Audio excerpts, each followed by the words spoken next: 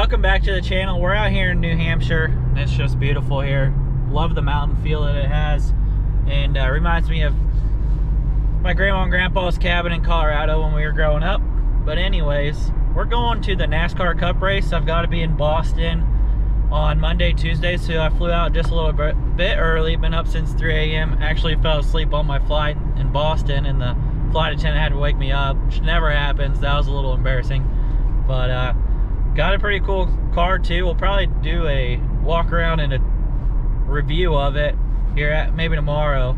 But it's a 2024 Mustang. It's just an EcoBoost, but has a lot of the cool tech that's being included in all the Mustangs. So even if I buy a wrecked GT, it'll still be the same. So pretty excited.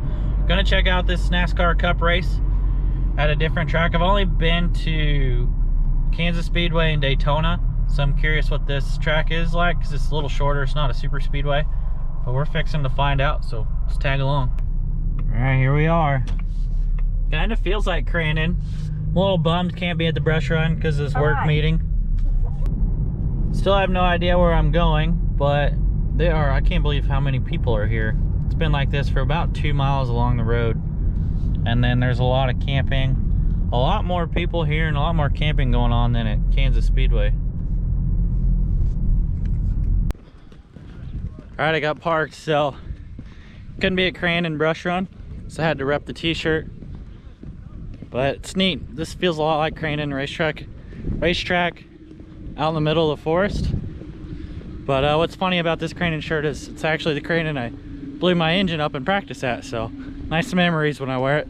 Alright, this is pretty sweet. Walk through the trees and boom, there's the track. Alright, ticketing took forever. You load it on Ticketmaster, but it wouldn't load in these mountains, so I had to print one off. So they've already started. I gotta walk all the way to the other side of the grandstands. Alright, this is all pretty cool. So behind the grandstands they have all the teams. The teams are definitely bigger than off-road, but you can go get all your team merch at all these different trailers.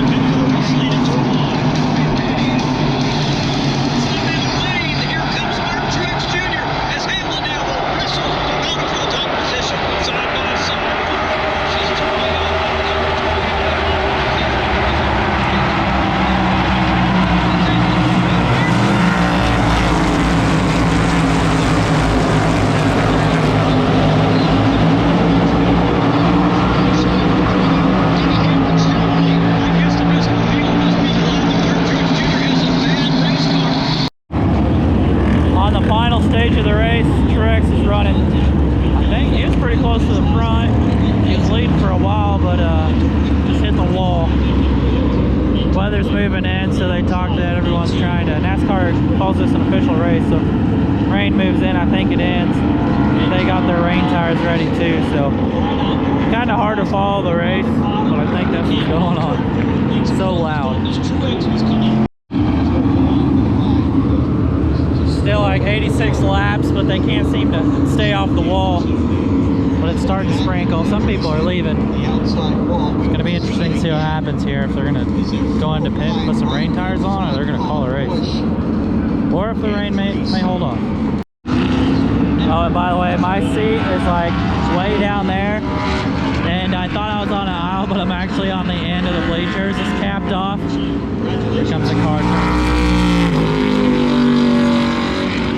But I'm at the end of the bleachers and it's capped off, so I'm squished. So I've just been walking around and then walked all the way down and found all this open space right here, and then I can sit in the rocks and then walk back up to the fence and be right on the action and see the finish. Starting to sprinkle heavier. Alright, so it's officially raining and people are leaving. But I forgot to show you, I did buy an event t-shirt, so I'll have to take that out of the package later and show you guys.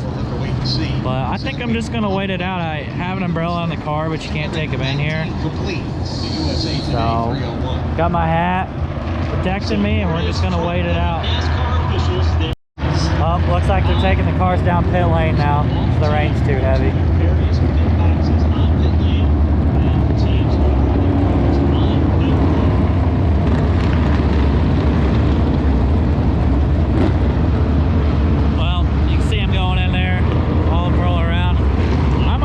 Over to the tents over there.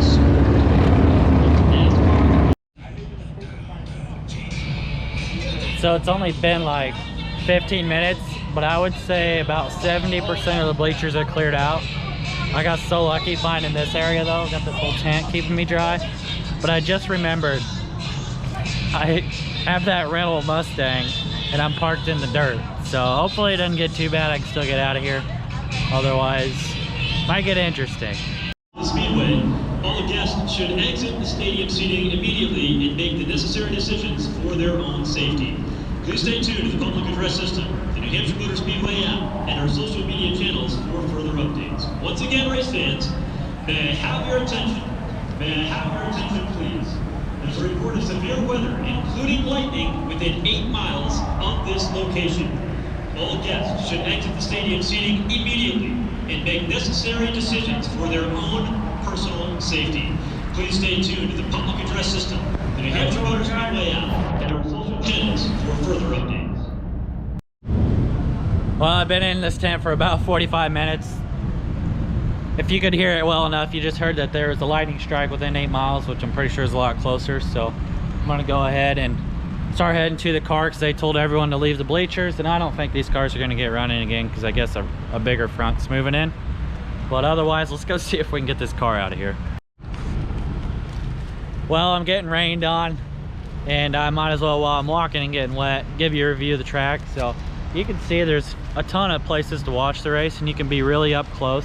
You can be on the fence, you can be in the bleachers, you can pay the big bucks and sit in the boxes. But this was neat. There was a lot of fans here. I couldn't believe it.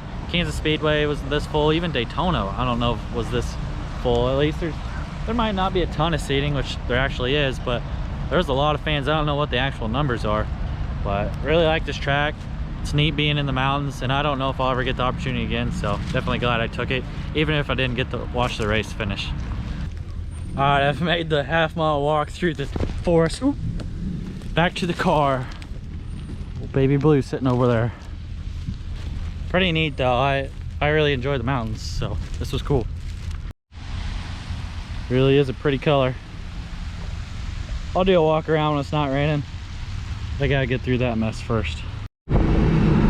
Listening to the off-road races with the top down, but New Hampshire's so underrated. Look at this. There's Zukowski in third. Absolutely gorgeous. Ultra into the top 5. All right, it's now the next day out here. We're in Massachusetts now on Plum Island. Wind's pretty bad. Hopefully you can hear me all right. But I got the Mustang out of the rainstorm last night, and I think maybe Chase Briscoe won. I'd have to go back and look. But not that big of a NASCAR fan to keep track, but I really like going to the races. And you can see, got the Mustang. I promised you guys at the beginning a review, so I've only had the car for about 24 hours, and I gotta head to Boston now because John Deere were volunteering at the Fisher House, which is like a Ronald McDonald House, but at the VA hospital there in Boston. So gotta get headed there, got my work clothes on, I'm helping with landscaping. But want to give you a review. So this blue, let's start with that. There was also a gray Mustang. I really like gray cars. This blue, I thought it tried something different. It's really grown on me. So big fan of the blue. And I was most curious about the new tech. So you can see the dash layout there. You got the dual screens. So you can see we're on Plum Island. The beach is just behind us. And then you've also got this screen here that you can rotate around, get some trip information there.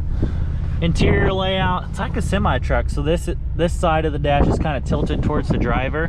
So it does suck for the passenger, but not a huge deal. And then other than that, it's got the same S550 feel that my other car has. Same trunk, same everything. Body lines are, of course, a little bit different. They've changed it up, made them sharper actually. So one thing I do like is the front end. It's more aggressive, but I don't like this line on the back because it looks more like a Camaro than a Mustang. But they've got to change it up or else no one would continue to buy them. So thought this was a great place to pull off. There's nobody around. Got the salt marsh in the background, and actually have, I think they consider it Newberry Beach, so you can see all the beach houses out there. But great spot to get some shots of the car. So far, so fun. Really enjoy this. Even though it's an EcoBoost, still has quite a bit of power. So I definitely wouldn't count one out if it was cheap enough, and especially if it was wrecked and got a heck of a deal on it. So other than that, thanks for watching. Hit that subscribe button. My channel is just a bunch of videos. Try to keep it car engine related, but just a little bit about my life. So hope you enjoy it. Hit the thumbs up. We'll catch you next time. A little bonus footage. So there's this grass airstrip out here. I guess they park in the grass, but they have a paved airstrip. But how cool is that? The old hangar, old Cessnas, 172s, 150s tied up out in the grass. They offer rides over the Salt Marsh and over Plum Island and Newberry Beach. So pretty neat.